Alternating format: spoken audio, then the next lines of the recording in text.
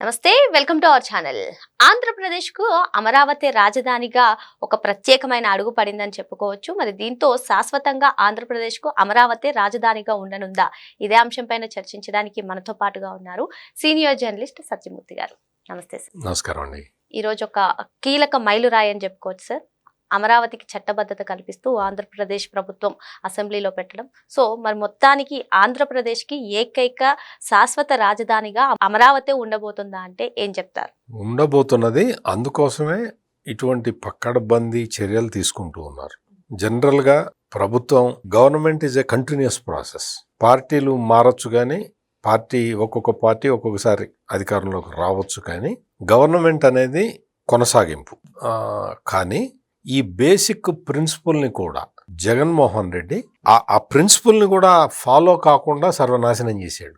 Government is not continuous process అని జగన్మోహన్ రెడ్డి తీర్మానించుకున్నాడు, అదేవిధంగా ప్రవర్తించాడు. లేకపోతే ఎవరైనా సరే జగన్మోహన్ రెడ్డి కాకుండా ఈ ప్రపంచంలో ఏ మనిషి అయినా సరే అధికారంలోకి వచ్చిన తర్వాత గత ప్రభుత్వం తీసుకున్న నిర్ణయాలు ఏంటి, వాటిట్లో ఏవి మనం కంటిన్యూ చేయాలి, వేటిని డిస్కంటిన్యూ చేయాలి, కంటిన్యూ చేయటానికి కారణాలు ఏంటి, డిస్కంటిన్యూ చేయటానికి కారణాలు ఏంటి అనేది మంత్రివర్గ సహచరులతో అసెంబ్లీలో on the floor of the house చర్చించి ఒక నిర్ణయం తీసుకోవాలి. నువ్వు అమరావతి రాజధాని అన్న విషయాన్ని నువ్వు యాక్సెప్ట్ చేయటానికి అభ్యంతరం ఏమిటి అంటే ఒక్కటే కారణం, జగన్మోహన్ రెడ్డి ఈగో సమస్య. జగన్మోహన్ రెడ్డి అహంకారం.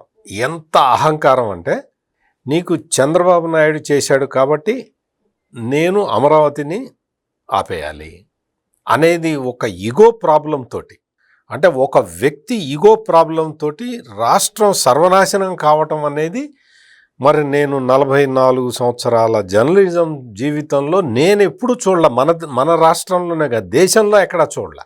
నీకు అమరావతి రాజధాని అందులో కంటిన్యూ చేస్తే తప్పేంటి? నీకేంటి problem? What is your problem? నిన్నగాక మొన్న సజ్జల రామకృష్ణారెడ్డి కూడా వచ్చి ఏం చెప్తున్నాడు అంటే, అమరావతిలో అవినీతి జరుగుతున్నది అంటున్నాడు. ఇవే మాటలు 2019 ఎలక్షన్లకు ముందర కూడా చెప్పావు కదా. 2019 ఎన్నికల ముందర చెప్పిన విషయాలు ఏంటి? అమరావతిలో అవినీతి జరుగుతున్నది, నీకు ఇన్సైడర్ ట్రేడింగ్ జరుగుతున్నది, అమరావతిలో ఈ నిర్మాణాలు ఇవన్నీ కూడా అంటే ఒక మ్యాగ్నిఫై చేసి చూపిస్తున్నారు. అమరావతిలో ఇవి ఉన్నవన్నీ గ్రాఫిక్సే, అమరావతిలో రియాలిటీ ఏమీ జరగట్లేదు అని కదా నువ్వు ప్రచారం చేసావు. నువ్వు అధికారంలోకి వచ్చిన తర్వాత ఎన్ని కేసులు వేసావు చంద్రబాబు నాయుడు మీద? ఔటర్ రింగ్ రోడ్డు అసలు ఏనే లేదు, ఇప్పుడు వేస్తున్నారు. 1000 ఔటర్ రింగ్ రోడ్డు మీద కేసు పెట్టావు. అక్కడ హెరిటేజ్ కంపెనీ కోసం స్థలం కొనుక్కున్నారు, ఆ స్థలం ముందరి నుంచి వెళ్ళేలాగా రోడ్డు వేస్తున్నారు, ఔటర్ రింగ్ రోడ్డు. ఇది ఒక పెద్ద నేరం అని చెప్పి వేశావు. అసలు అక్కడ హెరిటేజ్ స్థలమే కొనలేదు.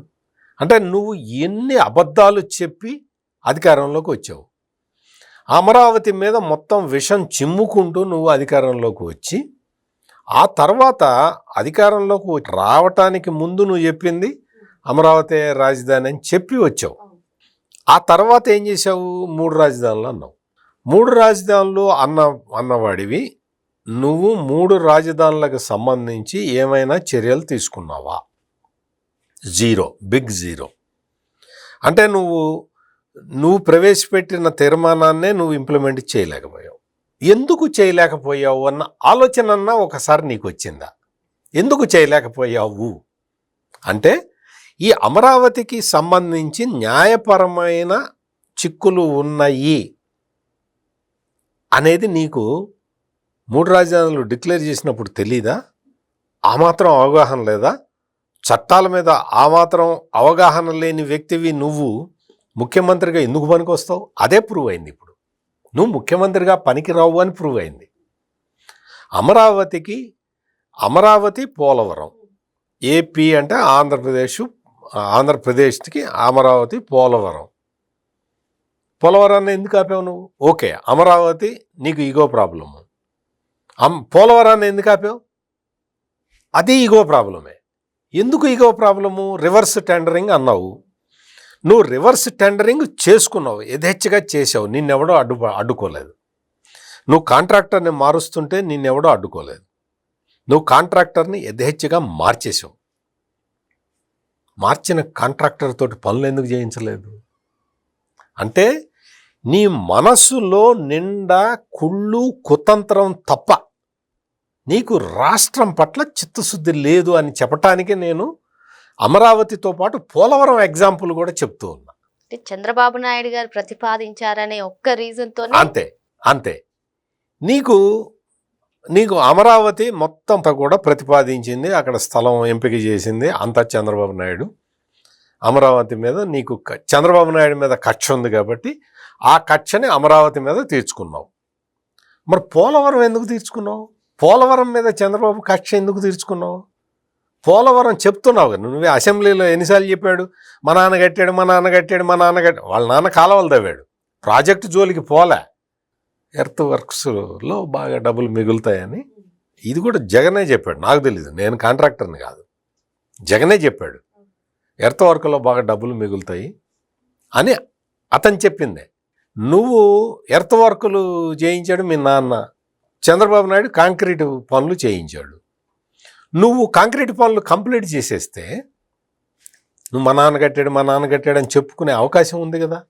మరి పోలవరాన్ని కూడా ఎందుకు ఆపావు? ఎందుకు ఆపాడు అంటే జగన్మోహన్ రెడ్డి నిలువెత్తు స్వార్థం, మొత్తం మనిషి ఆపాద మస్తకం విషతుల్యం, అందుకనే ఇవన్నీ ఆపాడు. ఈ రోజున అమరావతి మీద తీర్మానం పెట్టారు రాష్ట్ర అసెంబ్లీలో.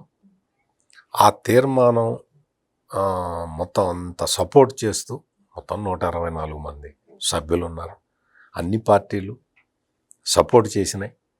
ఈ తీర్మానాన్ని, ఏకగ్రీవ తీర్మానాన్ని కేంద్రానికి పంపిస్తే కేంద్ర మంత్రివర్గం ఈ తీర్మానాన్ని అడాప్ట్ చేసుకొని దీని మీద చట్ట సవరణకి బిల్లు పెడతారు.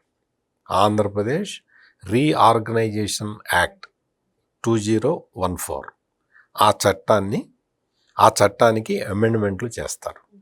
ఆ చట్టం క్లాజ్ 5లో ఏమున్నది అంటే రాష్ట్ర విభజన సమయంలో హైదరాబాదుని ఉమ్మడి రాజధానిగా చెయ్యాలి 10 సంవత్సరాల పాటు అని ఉన్నది. 10 సంవత్సరాల కాలపరిమితి పూర్తి అయిపోయింది కాబట్టి ఆ చట్టాన్ని సవరించాల్సిన ఆవశ్యకత కేంద్రానికి ఉంది. కేంద్ర ప్రభుత్వం చెయ్యాలి, లేకపోతే ఆ చట్టం మరి ఉమ్మడి రాజధానిగా హైదరాబాద్ ఉంటుంది అని చట్టంలో ఉంటే ఆ 10 సంవత్సరాల కాలపరిమితి అయిపోయిన తర్వాత ఆ చట్టమే ఇన్వాలిడ్ అవుతుంది కదా.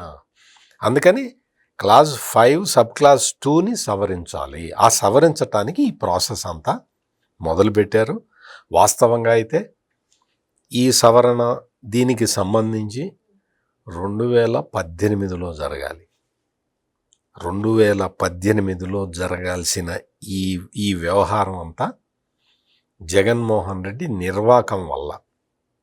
అందుకనే రాష్ట్ర వ్యవసాయ శాఖ మంత్రి అచ్చెన్నాయుడు చాలా క్లియర్ కట్గా చెప్పాడు, 2019లో రాష్ట్ర ప్రజలు తప్పు చేశారు, ఆ తప్పు వల్ల ఈ డిలే జరిగింది అని చెప్పి ఆయన చాలా స్పష్టంగా చెప్పాడు. రాష్ట్ర ప్రజలు తప్పు చేసి ఈ జగన్మోహన్ రెడ్డి మాయం మాటలు నమ్మి, మిమ్మల్ని ఎవరన్నా మీ బ్యాంకులో డబ్బులు కొట్టేశారనుకోండి సైబర్ నేరగాళ్ళు, మీరు వాళ్ళని నమ్మటం మీ తప్పు అవుతుంది. నమ్మి వాడికి పాస్వర్డ్ అది ఇది ఓటీపీ చెప్పిన తర్వాత నేను నమ్మానండి, వాడికి ఓటీపీ చెప్పాను, ఆ డబ్బులన్నీ కొట్టేశాడండి అని మీరంటే ఏముంటుంది? ఇది కూడా అంతే. ఆంధ్రప్రదేశ్ ప్రజలు జగన్మోహన్ రెడ్డికి ఓటు ఎందుకు వేశారు? ఎందుకే జగన్మోహన్ రెడ్డి అన్ని కళ్ళబొల్లి మాటలు చెబుతూ ఉంటే నమ్మారు. అంటే నమ్మిచ్చేలాగా ఆస్కార్ లెవెల్ నటన ప్రదర్శించాడు. దాంతో ప్రజలందరూ నమ్మారు, ఈ పిల్లగాడు ఏదో చేస్తాడేమో, ఆల్రెడీ తండ్రి అధికారంలో ఉన్నప్పుడు 1,00,000 కోట్లు కొట్టేశాడు కదా, ఇంకా కొట్టేయడేమో. 1,00,000 కోట్ల కన్నా మనిషికి ఎందుకు, ఏం చేసుకుంటాడు, ఎంతకాలం బతుకుతాడు, ఆ 1,00,000 కోట్లు ఎక్కడైనా ఖర్చు పెడతాడు అని ప్రజలందరూ అనుకున్నారు. అధికారంలోకి వచ్చి 5 కొట్టాడు మళ్ళీ. అంటే ఎంత దారుణమైన మనిషి ఈ జగన్మోహన్ రెడ్డి. రాష్ట్రాన్ని సర్వనాశనం చేయటమే కాకుండా అమరావతిని నాశనం చేసి, పోలవరాన్ని నాశనం చేసి, తన వ్యక్తిగతంగా మొత్తం ఈ సంపద పోగేసుకోవటానికే అధికారంలోకి వచ్చాడు. నిన్న మొన్న సజ్జల రామకృష్ణారెడ్డి చెప్తూ ఉన్నాడు, అమరావతిలో అంత మొత్తం ఏం జరుగుతుందో అర్థం కావట్లేదు అంటే. నీకు అర్థం కావాల్సిన అవసరం లేదు. ఎందుకు అంటే నీకు అర్థం అయితే ప్రమాదం. నీకు అర్థం కావాల్సిన అవసరం లేదు. నిన్ను నీ నాయకుడిని అమరావతి ప్రజలు విలన్లలాగా చూస్తూ ఉన్నారు. మీరు వచ్చి ఈ రోజున కపట నాటకాలు ఆడినా ఈ మొత్తం అసలు ఎందుకు ఇంత పెద్ద పెద్ద బిల్డింగులు ఎందుకు అంటే, నీలాగా చేపలు పెంచాలా, ఆ పునాదుల్లో చేపలు పెంచాలా? రాష్ట్ర ప్రజల సొమ్ముని ఎంత దుర్వినియోగం చేశారు మీరు అధికారంలో ఉన్న కాలంలో. ఈ రోజున సద్వినియోగం జరుగుతూ ఉన్నది. అందుకని ఈరోజు రాష్ట్ర అసెంబ్లీ చేసిన ఏకగ్రీవ తీర్మానం ఆంధ్రప్రదేశ్ ఆశలని సజీవంగా ఉంచే తీర్మానం. ఆంధ్రప్రదేశ్ ప్రజలకి ఇది రాజధాని అమరావతి అని చెప్పుకోవటానికి ఆస్కారం కల్పించే తీర్మానం. జగన్మోహన్ రెడ్డి లాంటి అంటే ఏమాత్రం అవగాహన లేని, ఏ సబ్జెక్టు పట్ల కనీసమైన అవగాహన లేని వ్యక్తులు ఎంత నాశనం చేస్తారో రాష్ట్రాన్ని ప్రత్యక్షంగా చూసిన ప్రజలకి ఈ రోజున కూటమి ప్రభుత్వం రాష్ట్రంలో, కేంద్రంలో తీసుకుంటున్న చర్యలు ఎంతో ఆనందాన్ని కలిగిస్తూ ఉన్నాయి. ఇది భవిష్యత్తులో భావి తరాల వాళ్ళందరూ కూడా అమరావతి మా రాజధాని, అది సెంటర్ పాయింట్ కదా, స్టేట్ మొత్తానికి సెంటర్ పాయింట్. మీకు శ్రీకాకుళం నుంచి అనంతపురం నుంచి సేమ్ డిస్టెన్స్. మరి అటువంటి ప్రదేశాన్ని జగన్మోహన్ రెడ్డి ఎందుకు వద్దంటున్నాడు ఎవరికి అతనికే తెలియదు. సార్, అమరావతి గురించి అంటే రాజధాని అంశమే వైసీపీని 11 సీట్లకు పరిమితం చేసిందని చాలా మంది చెప్తూ ఉంటారు. మరి నేటికి కూడా అమరావతి పైన డబుల్ టంగే వినిపిస్తుంది వైసీపీ. మరి ఇది ఒక సువర్ణ అవకాశం అనుకుని ఈ ఒక్క అంశం పైన మేము చర్చించడానికి అసెంబ్లీకి వస్తాము అని చెప్పి కొంచెం వాళ్ళపైన ఉన్నటువంటి నెగిటివిటీని తగ్గించుకోవచ్చు కదా. మరి ఎందుకు వైసీపీ ఎప్పుడు ఈ విధంగానే ప్రవర్తిస్తుంది? జగన్మోహన్ రెడ్డి దుర్యోధనుడు లాంటివాడు. భీముడు వెంటబడుతూ ఉంటే నీటి మడుగులో దాక్కున్నాడు. దుర్యోధనుడు అతని తొడలు చీల్చటానికని వెంటబడుతూ ఉంటే వెళ్ళి నీటి మడుగులో దాక్కున్నాడు. ఎందుకు దాక్కున్నాడు? యుద్ధానికి నువ్వు పిలిపించింది నువ్వే కదా, నీటి మడుగులోకి వెళ్ళి ఎందుకు దాక్కున్నావు అంటే, దుర్యోధనుడికి మొత్తం కురుక్షేత్ర యుద్ధం జరిపించిందే దుర్యోధనుడి ఈగో ప్రాబ్లం వల్ల. దుర్యోధనుడు పాండవులు వచ్చి 5 ఊళ్ళు అడిగితే ఇచ్చేసినట్టయితే కురుక్షేత్ర యుద్ధం ఉండేది కాదు కదా. ఇదంతా ఎందుకు చెప్పానంటే, జగన్మోహన్ రెడ్డి అమరావతిని కదిలించకుండా ఉంటే నీటి మడుగులో దాక్కొని తన తొడలని కాపాడుకోవాల్సిన అవసరం పట్టేది కాదు కదా. ఏమైంది? నువ్వు నీటి మడుగులో దాక్కున్నా భీముడు వచ్చాడు, నిన్ను బయటికి ఈడ్చుకొచ్చాడు, నీ తొడలు విరగ్గొట్టాడు. అంటే మనం భాగవతం, రామాయణం వీటన్నిటిలో చూసుకొని మనకి ఎంతవరకు ఈగో ప్రాబ్లం ఉండాలి, ఈగో ప్రాబ్లాన్ని ఎప్పుడు వదిలేయాలి, సామరస్యంగా ఉండటం వల్ల లాభం ఏం జరుగుతుంది, ఇటువంటి విషయాలన్నీ తెలుసుకోవాలి. ఈ జగన్మోహన్ రెడ్డికి భారతం, భాగవతం, రామాయణం ఇవన్నీ చదివే అవకాశం లేదు కాబట్టి ఇప్పుడు నేను చెప్పిన విషయాలేవి అతనికి తెలియవు. అతను చదివే మత గ్రంథంలో ఇవన్నీ ఉన్నాయో లేదో నాకు తెలియదు. అందుకని జగన్మోహన్ రెడ్డికి తెలిసే అవకాశం లేదు, పశ్చాత్తాపం ప్రకటించే అవకాశం అంతకన్నా లేదు. ఎందుకు అంటే అతనికి ఉన్న ఈగో ప్రాబ్లమ్స్. అతను ఇప్పటికీ అతను ప్రదర్శిస్తున్న అహంభావం, అహంకారం నీకు ఒక్కటి కాదు, పక్క మనిషిని అతి నీచంగా చూసే గుణం. చంద్రబాబు నాయుడు ముఖార విందం చూసి వచ్చాడా ఆదిత్య మిట్టల్ అని అడిగాడు. అసలు ఈ ఒక్క డైలాగ్ నేను అంతకు ముందర మాట్లాడిన మాటల గురించి చెప్పను కానీ, చంద్రబాబు నాయుడు ముఖార విందాన్ని చూసి ఆదిత్య మిట్టల్ వచ్చాడా అని అడగటం అంటే ఇంత కుసంస్కారి ఇప్పటి వరకు నా జర్నలిజం కెరియర్లో నేను ఇంత కుసంస్కారిని నేను ఇప్పటి వరకు చూడలే.